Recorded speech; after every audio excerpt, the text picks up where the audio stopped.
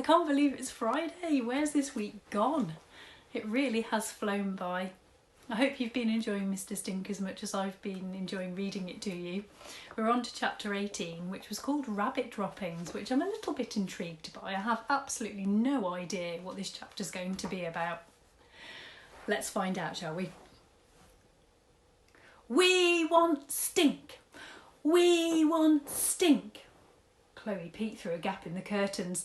There was a huge crowd of people outside their house. News reporters, camera crews, and hundreds of local people waving large pieces of cardboard emblazoned with slogans.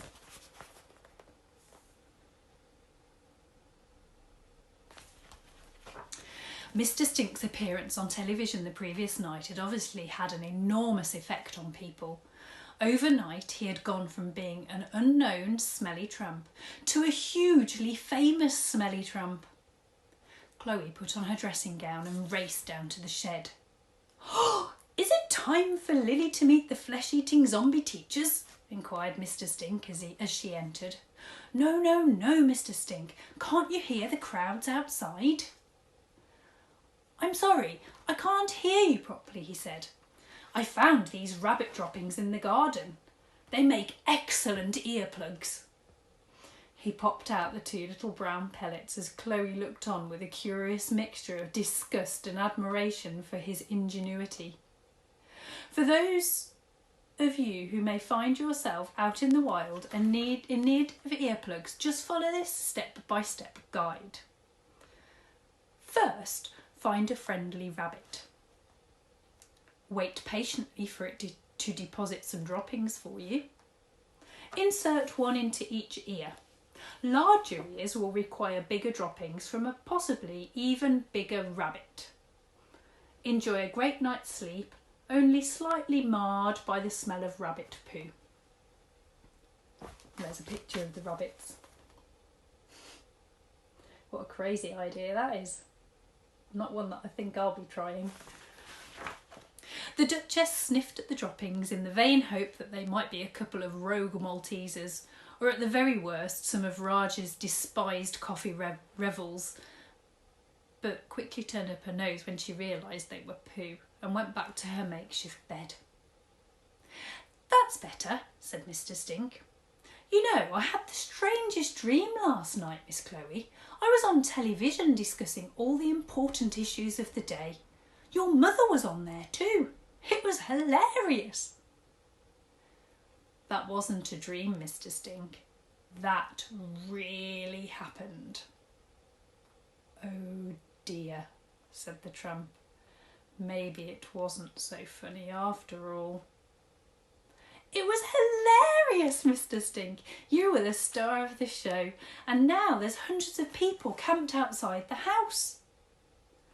"What on earth do they want, child?" "You," said Chloe. "They want to interview you, I think, and some people want you to be the Prime Minister." The crowd was getting louder and louder now. "We want Stink! We want Stink! We want Stink!" "Oh my word, yes, I can hear them. They want me as Prime Minister, you say? Ha ha! I must remember to appear on television more often. Maybe I can be king next too." "You'd better get up, Mr. Stink, now." "Yes, of course, Miss Chloe. Right, I want to look smart for my fans." He bumbled around the shed, sniffing his clothes and grimacing. "If he thinks they're smelly," thought Chloe, "they must be really bad." "I could put some clothes on a quick wash for you," she offered hopefully.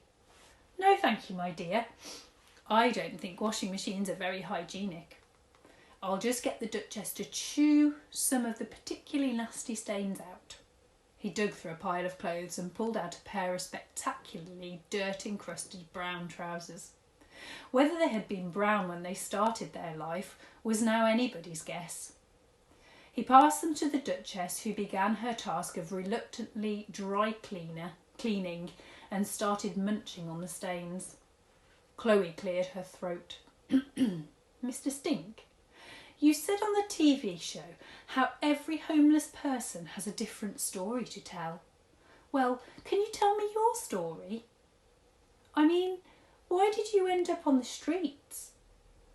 Why do you think, my dear? I don't know. I've got millions of theories. Maybe you were abandoned in a forest as a baby and raised by a pack of wolves. No, he chuckled. Or I reckon you were a world-famous rock star who faked your own death as you couldn't handle all the adulation. I wish I was. All right then, you were a top scientist who invented the most powerful bomb in the world and then, realising its dangers, went on the run from the military. Well, all of those are very imaginative guesses, he said. But I'm sorry, none of them are right. You're not even close, I'm afraid. I thought not. I will tell you when the time is right, Chloe. Promise? I promise. Now, give me a few minutes, my dear. I must get ready to greet my public. Do you fancy using rabbit droppings as earplugs? Well, I certainly don't. So it sounds like Mr. Stink's becoming quite a famous man following his appearance on the television. There's a couple of words in that chapter. We haven't done any words for a few days, have we? That I thought none of them are right. You're not even close, I'm afraid. I thought not. I will tell you when the time is right, Chloe. Promise? I promise. Now, give me a few minutes, my dear. I must get ready to greet my public. Do you fancy using rabbit droppings as earplugs? Well, I certainly don't. So it sounds like Mr. Stink's becoming quite a famous man following his appearance on the television. There's a couple of words in that chapter. We haven't done any words for a few days, have we, that I thought were a little bit tricky and maybe ones that we can magpie for our writing because they are great vocabulary. So there was the word emblazoned. It said people were waving large pieces of cardboard emblazoned with slogans. And there's also one, ingenuity. It said, Chloe looked on with a curious mixture of disgust and admiration at his ingenuity. And then, where's the last word gone? Here we go, it was adulation. So she reckoned he was a rock star who faked his own death as you couldn't handle all the adulation.